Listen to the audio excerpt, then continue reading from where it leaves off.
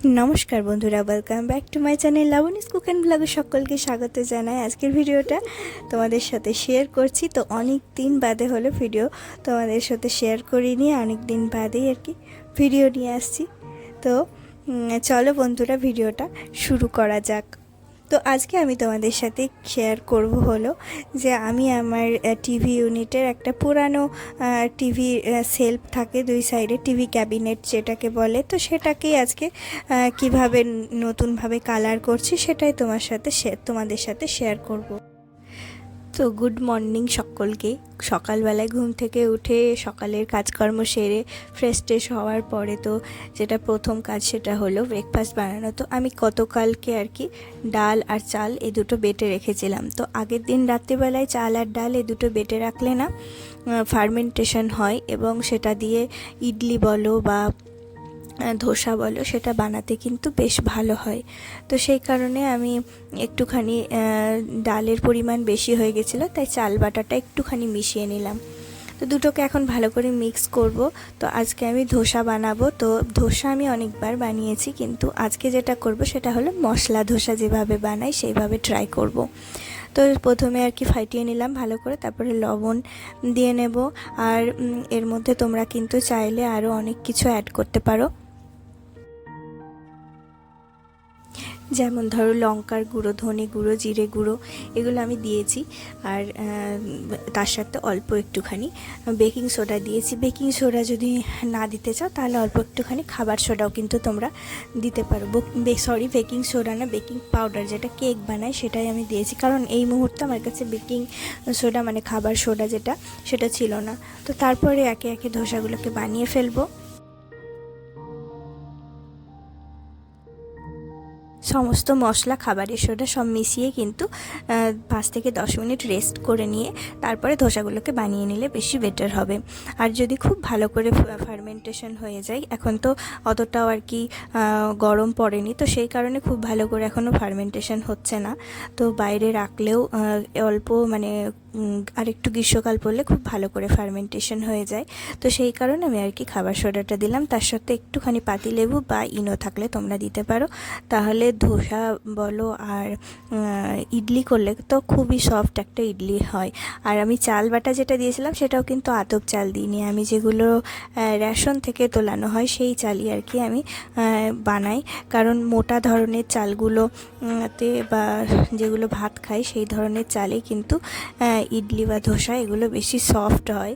যদি কেউ আতপ চালের করতে যাও তাহলে কিন্তু একটু বেশি শক্ত হয়ে যায়, আমার সেটা মনে হয়। তো সেই কারণে আমি আতপ চালটা অ্যাভয়েড করি, আর খাওয়ার পরে না অ্যাসিডিটিও হয়ে যায়। কিন্তু সেদ্ধ চালের যেগুলো ভাত খাই সেগুলোর বানালে কিন্তু একদমই হয় না।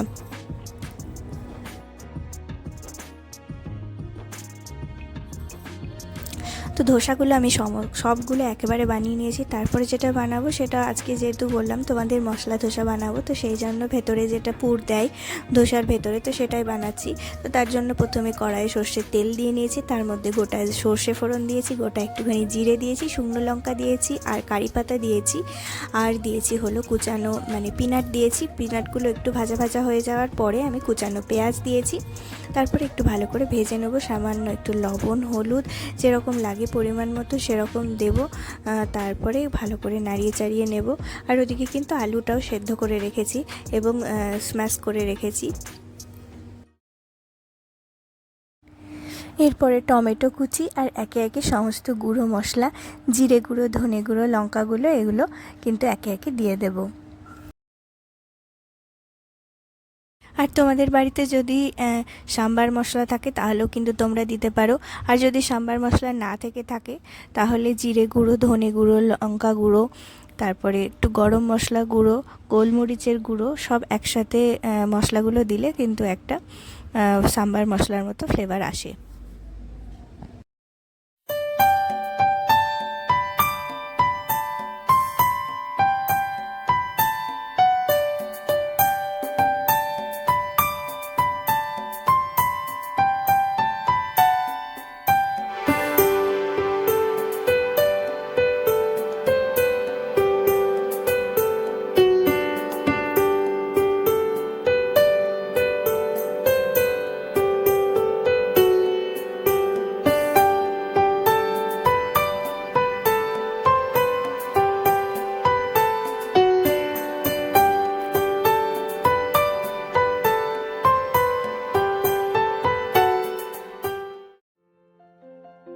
তো ব্রেকফাস্ট সেরে নেওয়ার পরে যে কাজটা তোমাদেরকে দেখাবো বা শেয়ার করব বলে আজকের ভিডিওটা, তো সেই কাজটাই করতে বসে গেছি। সেটা হলো আমার টিভির দুই সাইডে একটা টিভি ক্যাবিনেট অনেক দিন আগে কিনেছিলাম, প্রায় 4-5 বছর হয়ে গেল। আমি অনলাইন থেকে এটা কিনেছিলাম, তো অতটাও খুব একটা ভালো কোয়ালিটি ছিল না, তো 1000 টাকার মধ্যে ছিল। তো সেইভাবে শক্তপোক্ত কোনো কাঠ না, ইঞ্জিনিয়ারিং উড। তো সেই কারণে আমি ভাবলাম যে অনেক দিন হয়েও গেছে, রঙটা খারাপ হয়ে গেছে, আর বর্ষাকালে না কেমন একটা স্যাঁতসেঁতে ভাব হয়ে যাচ্ছিল। তো সেই কারণে আমি ভাবলাম এর উপরে যদি একটা কালার করা যায় তাহলে কাঠটাকে প্রোটেক্ট করা যাবে, আর একরকম দেখতে দেখতে আমরা বোর হয়ে যাই, তো সেটার জন্য একটা নিউ লুক হয়ে যাবে। তো সেই কারণে আজকে এই কাজ করা। তো আমি নিজেই এটাকে করছি। তো তার জন্য আমি একটা 100 ml এর একটা কৌটো নিয়ে এসেছি এনামেল কালার, আর তার সাথে নিয়েছি তারপিন তেল। তোমরা যদি এনামেল কালার করতে চাও তাহলে অবশ্যই তারপিন তেল নিয়ে নেবে, তাহলে তুলিটা ধুতে এবং তুলিটা যখন টাইট হয়ে যায়, আমাদের রঙটা যখন টানতে অসুবিধে হয়, তখন আমরা এই তারপিন তেলের মধ্যে ভিজিয়ে কিন্তু তুলিটাকে টানতে পারি। বা রঙটা যদি টাইট হয়ে যায় তার মধ্যে সামান্য একটু তারপিন তেল দিয়ে আমরা কাজটা করতে পারি। তো এইভাবে আমি পুরো দুই সাইডে দুটো সেলফ ও দুটো কমপ্লিট হয়ে গেছে। তারপরে আমি যেটা মিডিলে থাকে সেপ্টার বক্স এটসেট্রা রাখার জন্য যেটা থাকে, তো সেইটাকে করছিলাম। আর এই যে এই দুটো রোদ্দুরে দিয়েছিলাম, রোদ্দুরে দিলে তাড়াতাড়ি শুকিয়ে যায়। তো এটা দেখো কমপ্লিট হয়ে গেছে এবং এটাকে লাগিয়ে দিয়েছি, দেখতে অনেক বেশি ভালো লাগছে আগের থেকে।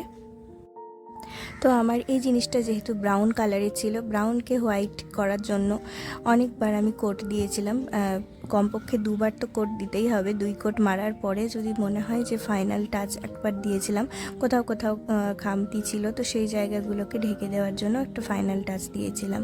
তো তারপরে এরকম একটা রেজাল্ট হয়েছে। আর তো এইভাবে আমি এই টিভি ক্যাবিনেটটাকে চেঞ্জ করেছিলাম। আর তোমরা চাইলে কিন্তু অন্য ধরনের, সবার টিভি ইউনিটটা তো একই রকম হয় না, অন্য রকমও হতে পারে বা বিভিন্ন ডিজাইনের হয়ে থাকে।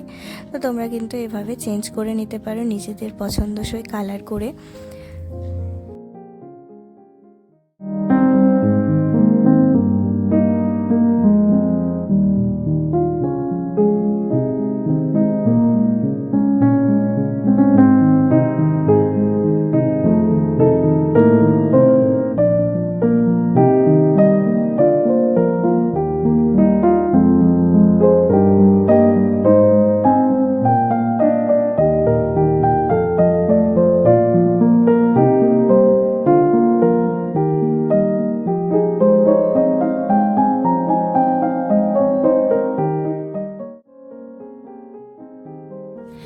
তো এগুলোকে এখানে সেট করে নিয়েছি। তারপরে দেখো ভেতরটায় অতটা ভালো করে আমি কালার করিনি, কারণ সামনেটা আমি ভাবছিলাম কার্ডবোর্ড বক্সগুলো দিয়ে ড্রয়ারের মতো বানিয়ে নেব, তাহলে ভেতরের জিনিসগুলোতে কম ধুলো পড়বে আর দেখতেও বেশ ভালো লাগবে, জিনিসগুলোকে দেখা যাবে না।